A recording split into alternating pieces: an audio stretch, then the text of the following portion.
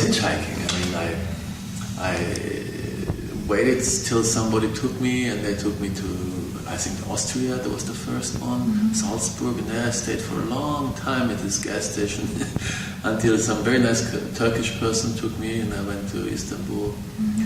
And then I went with some Iranian people, very nice people actually, and I stayed at their house, and he took me to his professor. So we had some discussion, and then it was very nice.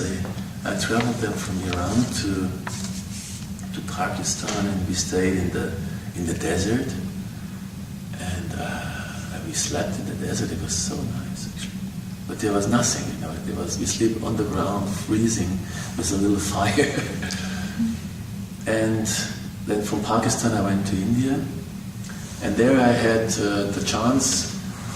I remember I was in India, and I had a blanket, and not much. I had my backpack was this size, and I had still a passport for sure, and then they stole everything in India. They stole my passport, my money, and the blanket I was sitting on. I still had the blanket. And so I was a beggar in India, or nothing. I had really nothing, and it was a good experience. I liked it, because if you have nothing, at least you don't have to worry that somebody takes something away from you. So you don't have this fear that you can lose your house, you can lose your car, you can lose your money. And also it strengthened my trust into the universe, or into Buddha or God, or whatever you name it. So it was very nice. I met somebody, gave me something to eat, and I met other people. I could sleep, or I sleep just outside. I mean, it was not too cold.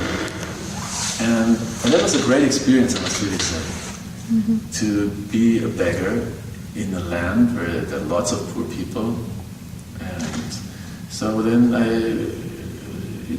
one came to the other, and then I could go on and went to Bodh Gaya, which is the place where Buddha got enlightenment under this Bodhi tree. It's 2,500 years ago.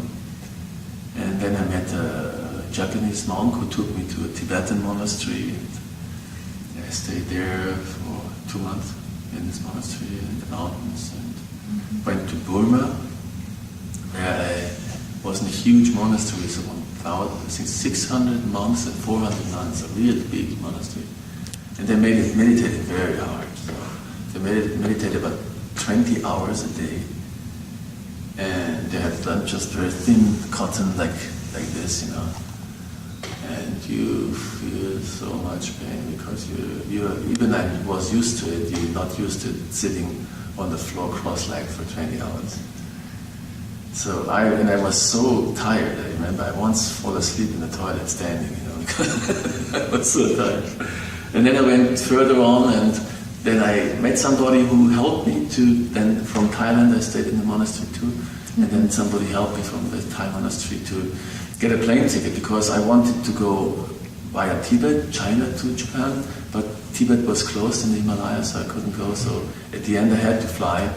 And I reached Tokyo with $100, which was good for the ticket into the city and breakfast. So then I tried to work, and then I told you the story. How I got to the Zen master and